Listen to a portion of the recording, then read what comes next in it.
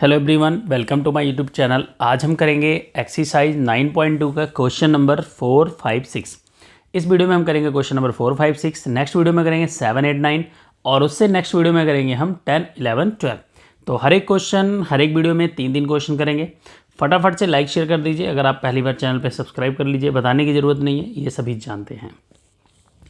तो चलिए स्टार्ट करते हैं। यहाँ पे question number the diagonals of rhombus 7.5 centimetre and 12 centimetre find the area. तो देखिए जो रोम्बस होता है, ठीक है, रोम्बस, तो यहाँ पे एक रोम्बस बना लेते हैं। रोम्बस बनाएंगे कैसे? कुछ ऐसा बनेगा रोम्बस। रोम्बस में क्या होता है? ऑल साइड इक्वल होती हैं। क्या होती हैं? ऑल साइड्स इक्वल होती हैं, ठीक है। तो यहाँ पे ए हो गया, बी हो गया, आपका सी हो गया और ये डी हो गया, ठीक है। यहाँ तक बात समझ में आ गई। अब यहाँ पे हमने डायगोनल्स बनाने हैं। क्या बनाना है? डायगोनल्स। ये डायगोनल्स हो गया। दूसरा डायगोनल्स दूसरे कलर से बना लेते हैं ताकि हमें प्रॉब्लम ना हो समझने में। तो यहाँ से एक दूसरा डायगोनल बना लिया, ठीक है। क्लियर हो गई बात। अब यहाँ पे हम दोनों डायगोनल की वैल्यू लिख देते हैं। ये जो ग्रीन वाला डायगोनल है इसकी लेंथ है 7.5 सेंटीमीटर और जो रेड वाला है उसकी वैल्यू कितनी है? 12 सेंटीमीटर, ठीक है। क्लियर हो गई बात। यहाँ तक क्लियर हो गया। अब कह रहा है फाइंड इट्स एरिया, इसका एरिया फाइंड करना है, ठीक है। तो हमने यहाँ पे लिखना है area of rhombus is equal 1/2 d1 multiply d2। 1/2 पहले को आप AC लेट करो, दूसरे डायगोनल को आप BD कर दो, ठीक है। 1/2 AC की वैल्यू फिगर में देखिए 12 सेंटीमीटर है और BD की वैल्यू 7.5 सेंटीमीटर है। 2 से इसको कैंसिल करोगे तो आएगा 6, तो यहाँ हो जाएगा 6 सेंटीमीटर मल्टीप्लाई 7.5 सेंटीमीटर, ठीक है। क्लियर होगी बात। अब 7.5 को आपने क्या करना है? मल्टीप्लाई करना है। क्या करना है? 7.5 को मल्टीप्लाई करना किससे? 6 से। तो आंसर कितना आएगा आपका? 45 centimetre square.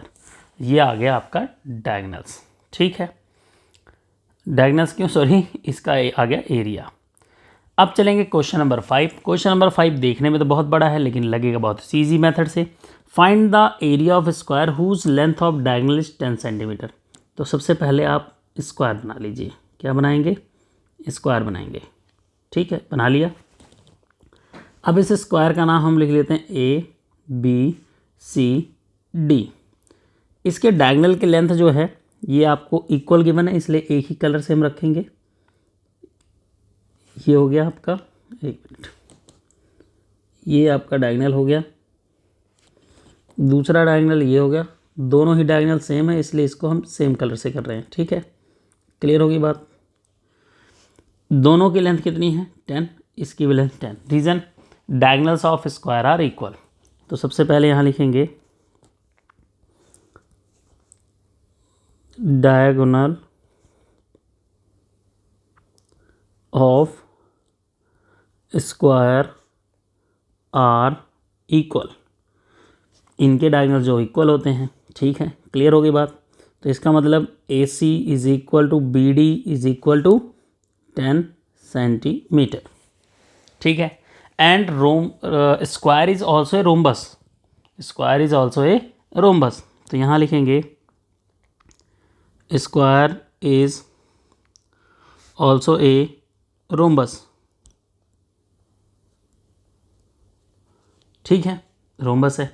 Therefore area of square is equal 1/2 d1 multiply d2, ठीक है। एरिया ऑफ स्क्वायर भी को हम क्या लिख सकते हैं? Area of rhombus. और एरिया रोम्बस क्या? d1 multiply d2। 1/2 d1 हमारा AC है, d2 हमारा BD है। हमने लेट कर लिया, जरूरी नहीं है, आप किसी को भी लेट कर सकते हो। डायगोनल 10 है, इसका भी डायगोनल 10 है। टोटल कितना आ गया? 100/2। कटिंग करेंगे कितना आएगा? 50 सेंटीमीटर स्क्वायर।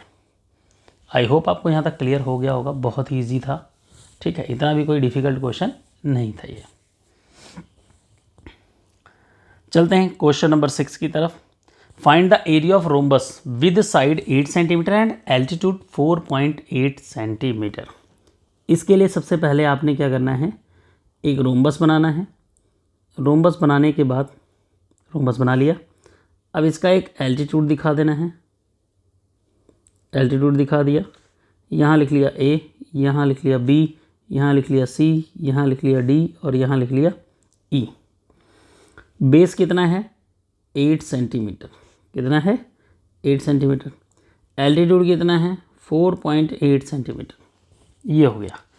अब यहाँ पे लिखें rhombus is also a parallelogram. Rhombus is also a parallelogram, तो यहाँ लिखेंगे